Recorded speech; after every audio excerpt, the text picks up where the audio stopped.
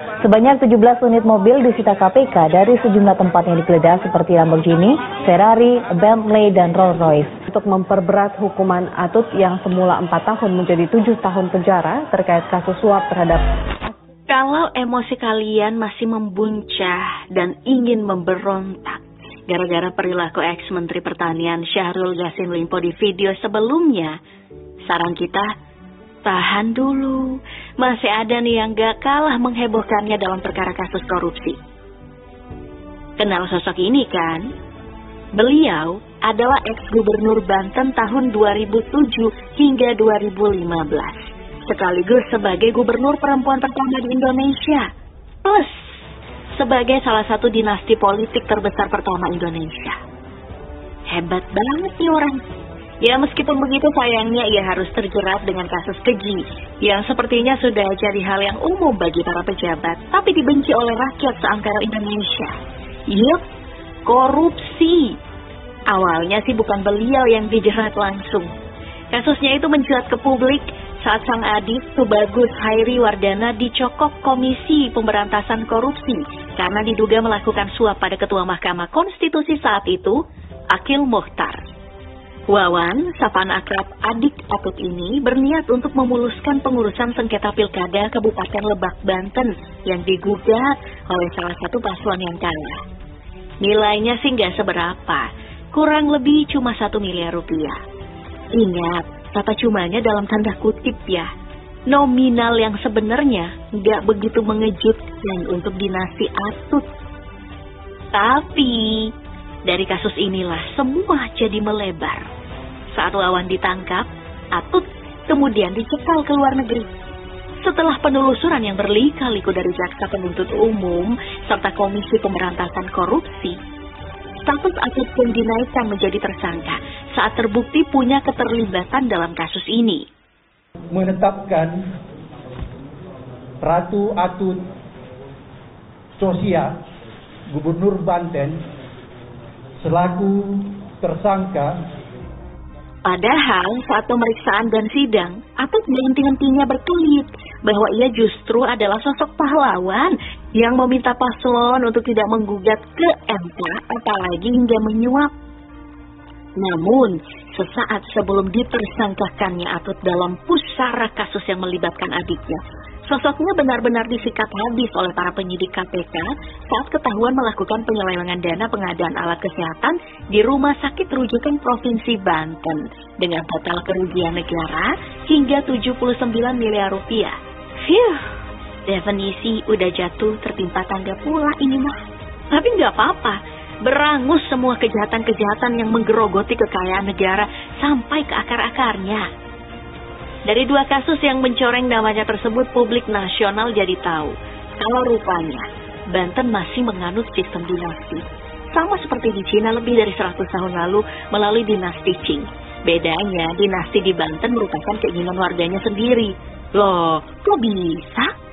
Ya terang aja, kepala-kepala daerah di wilayah Banten, baik itu wali kota, bupati, hingga anggota Dewan Perwakilan Rakyat tingkat kabupaten, kota, provinsi, sampai pusat, merupakan pilihan dari rakyat setempat. Ya, kebetulan figur-figur yang maju berkerabat semua sama Bu Gubernur. Mau buktinya? Nih, kita kasih beberapa contohnya ya. In case ada yang nggak percaya, karena kasus ini udah 10 tahun lebih berlalu nih. Yang pertama adalah Airin Rahmidiani, istri dari Wawan yang muncul sebagai kandidat wali kota Tangerang Selatan di tahun 2010. Adik ipar dari Ratu Atut ini melenggang mulus jadi orang nomor 1 di Tangerang Selatan berbekal pengaruh politik sang kakak yang begitu kuat. Airin bahkan melaju hingga 2 periode tanpa hambatan berarti sebagai wali kota.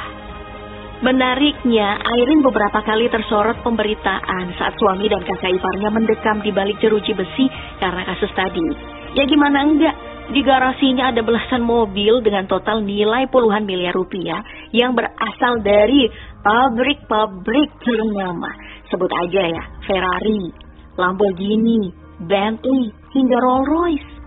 Deretan koleksi glamor yang ia miliki ini sayangnya harus disita oleh KPK menyusul dengan adanya indikasi bahwa belasan unit mobil yang per 1 unitnya aja seenggaknya ya butuh 555 kali gajian senilai UMP Banten ini merupakan hasil pencucian uang. Ya, sia-sia deh. Dengan pengalaman 10 tahun sebagai wali kota di salah satu wilayah paling strategis di Banten, Airin adalah sosok yang paling kuat untuk menjadi gubernur Banten menggantikan Wahidin Halim yang menjabat sampai 2022 lalu. Belum lagi modal kendaraan politiknya yang cukup mumpuni, sebab Airin adalah Ketua Umum Pimpinan Pusat Kesatuan Perempuan Partai Golkar, yang semacam organisasi sayap tingkat pusat begitulah. Gak heran ya, kalau di pemilihan anggota legislatif 2024 ini, Airin menjadi salah satu caleg dengan suara terbanyak di Indonesia. Nah, apabila Airin sukses menduduki kursi Banten 1 nantinya, ia bukan hanya mengisi kursi yang pernah diduduki oleh sang kakak ipar, tapi juga menggantikan keponakannya Andika Hazrumi yang sempat menduduki kursi wakil gubernur Banten selama 5 tahun sejak 2017. Si Andika ini gak lain merupakan anak dari pasangan Ratu Atut dan almarhum Hikmat Tomet.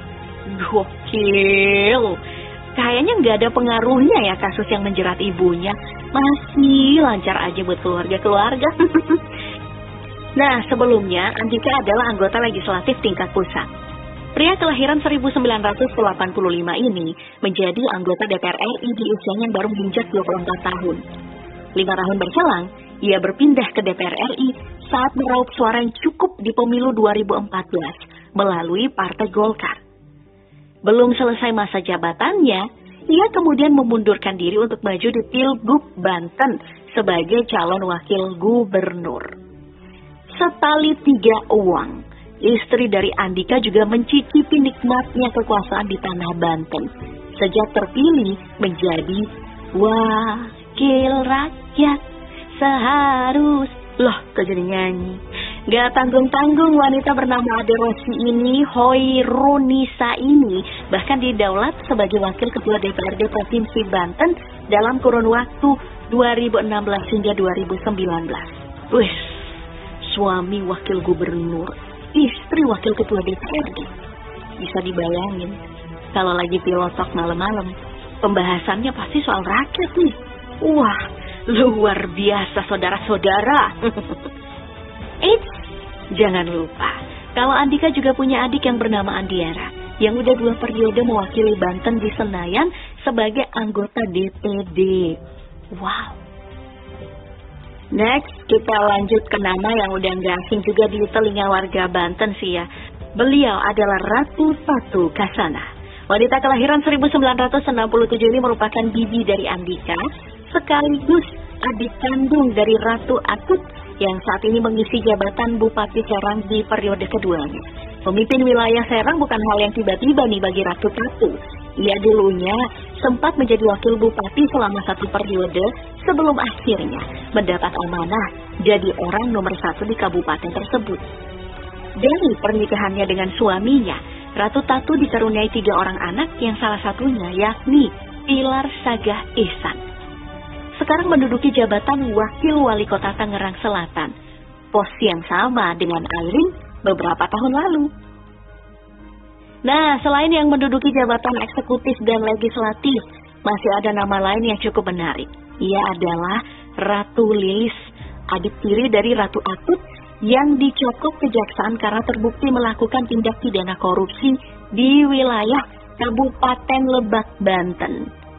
Meski bukan pejabat, ia melakukan hal tersebut karena memenangkan tender pengerjaan infrastruktur tanpa melewati prosedur resmi yang merugikan negara hingga 19 miliar rupiah. Ini ya kalau di total-total, kekayaan keluarga ini ada kali ya lebih 1 triliun. Berdasarkan LHKPN Atut yang terakhir dilaporkan tahun 2006 lalu aja, kekayaannya udah mencapai 52 miliar rupiah. Duit segitu di tahun 2006 udah gede banget. Harta tersebut mayoritas berasal dari aset berupa properti yang ada 70 objek, baik tanah maupun bangunan. Gila, 70. Kita satu aja masih nyicil. Itu pun yang tercatat, gimana yang beratasnamakan almarhum suaminya misal. Kemudian ada Airin Rahmidiani yang puncak kekayaan tingginya itu berada di angka 103 miliar rupiah di tahun 2011. Itu termasuk 8 unit mobil yang terdiri dari beberapa unit mobil mewah, seperti Toyota Alphard, Range Rover Sport, Lamborghini, dan masih banyak lagi. Anehnya ya, kekayaan Arini merosot hingga 24 miliar di tahun 2015. Selanjutnya, Andika yang punya harta hingga 19 miliar rupiah dari hasilnya menjadi wakil rakyat plus menjadi Wagub Banten 1 periode.